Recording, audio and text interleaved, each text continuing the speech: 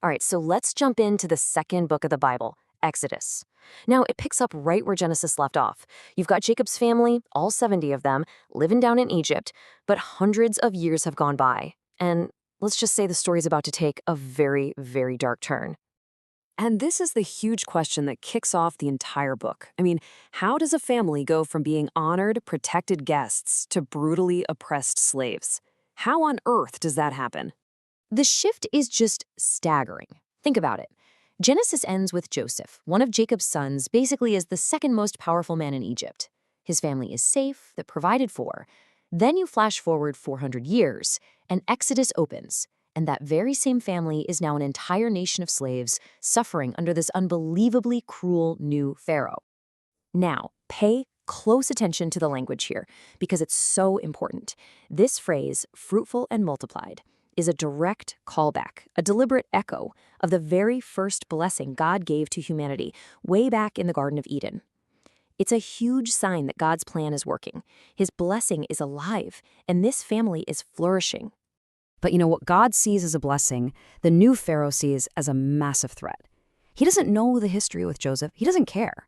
All he sees is this huge, rapidly growing immigrant population, and he thinks, this is a threat to my power, a threat to my security.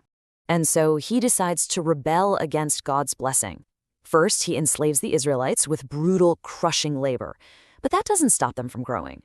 So his evil escalates. He orders a full-blown genocide, commanding that every single newborn Hebrew boy be thrown into the Nile River.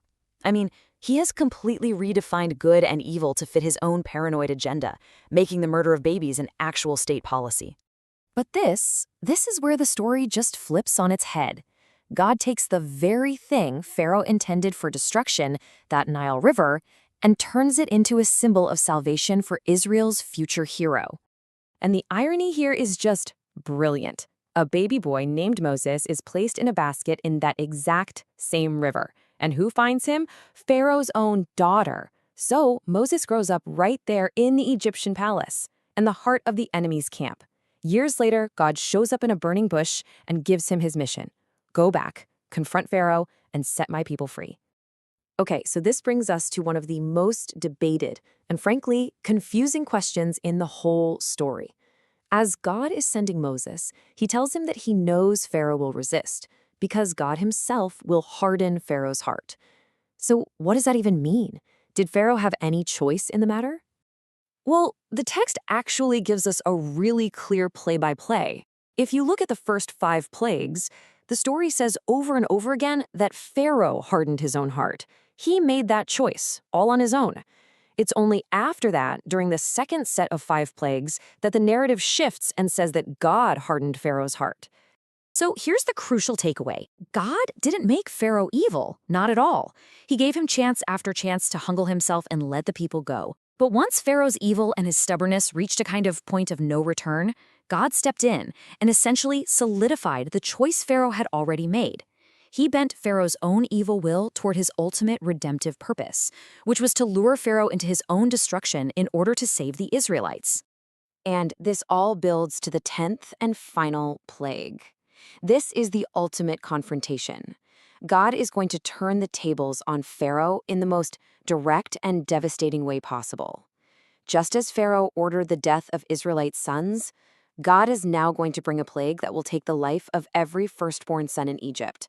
But, and this is a huge but, unlike Pharaoh, God provides a way of escape. He tells the Israelites to find a perfect, spotless lamb and to paint its blood on the doorframes of their homes. When the plague swept through Egypt, any house that was covered by the blood of that lamb would be passed over. The son inside would be spared. And this is the very first time we see this incredibly powerful pattern in the Bible, a life for a life. The blood of an innocent substitute becomes the way God delivers his people. The contrast just couldn't be more stark, right? On one hand, you have Pharaoh, this human king who, out of pure pride, murders innocent children. And on the other, you have God, the divine king who provides a path to save the sons of his people through an act of both justice and mercy. So after losing his own son, Pharaoh finally breaks. He lets the Israelites go. But that hardened heart isn't done yet. He changes his mind again, gets his army together, and chases them down to the shores of the Red Sea. And in this final, spectacular moment, God parts the waters. The Israelites walk right through on dry land, and as Pharaoh's army charges in after them, the waters crash back down, completely destroying them. This incredible escape ends with the very first song of praise in the entire Bible. It's called the Song of the Sea, and its final line sums up the whole point of this story. The Lord reigns as king. It's this powerful declaration that God will confront evil in his world, and he will redeem those who are enslaved by it. Now, you would think, after seeing all that, that would be the end of the story, right? A nice, happy ending. But as the Israelites begin their journey into the wilderness, the whole narrative just takes this sudden and frankly shocking turn. They get out into the desert, and pretty soon they're hungry and they're thirsty, and they start complaining to Moses and God. But it's what they say that is so mind-boggling. They actually say they wish they were back in Egypt. They start fantasizing about the good old days of slavery, forgetting the whips, the forced labor, the murdered children, all because they miss the food,